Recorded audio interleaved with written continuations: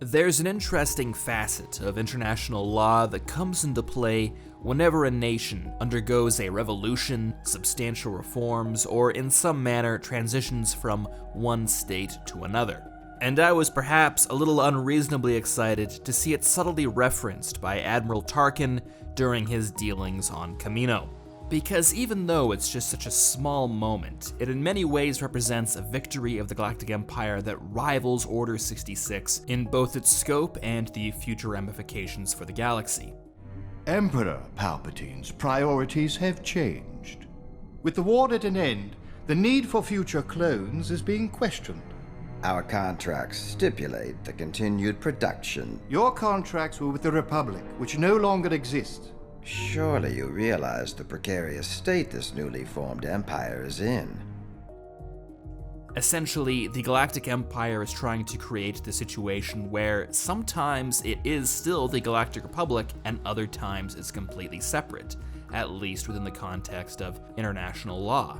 As you might expect, this aspect of international law is very complicated, but the basic premise is something like this. Over the course of its existence, a state will develop certain rights and obligations, usually enforced through treaties. When that state undergoes a transition, it's sometimes in its best interest to try to retain all its rights, but maybe distance itself a bit from those obligations. And this is exactly what the Galactic Empire seemed to be doing during its first tumultuous months after its transition from the Galactic Republic. It's a very smart strategy, and I like seeing it play out. During his address to the Galactic Senate, Palpatine is very deliberate in the language he uses. The Republic will be reorganized into the First Galactic Empire. Reorganized really makes it sound like this isn't that big a transition. It's just a realignment of management.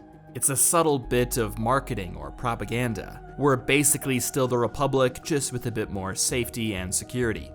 That's how the Empire was first portrayed to its citizens, but it's interesting to see how that narrative changes when the Empire is dealing with people they owe money to. All of a sudden, this is much more than just a simple reorganization. These are two distinct legal entities. I love this so much because I think the Galactic Empire's manipulation of this boring legal gray area rivals even Order 66 and the elimination of the Jedi as one of its most important accomplishments during the early period of its reign. Palpatine has engineered this situation where he racks up the Galactic Republic with a ton of debt, but then doesn't have to pay it off because technically the Galactic Republic no longer exists and any agreements don't transfer over to the Empire. Now sure, maybe those clone engineers on Kamino can appeal to the galactic courts over this interpretation of international law, but I get the feeling as soon as they get there, they're going to be met with a ton of Palpatine-friendly judges. So like I said, this is a small detail, but I like the idea that the Galactic Empire is winning some of its greatest victories not on the battlefield, but in a mundane conference room where a lawyer is basically exploiting legal loopholes. But of course, that's just my opinion, and I'd like to hear your thoughts. Which was the greater victory, eliminating the Jedi or fighting the largest war in galactic history and then not having to pay for it?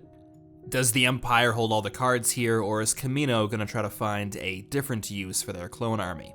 Let me know in the comments below, and until next time, this has been a Templin Dispatch.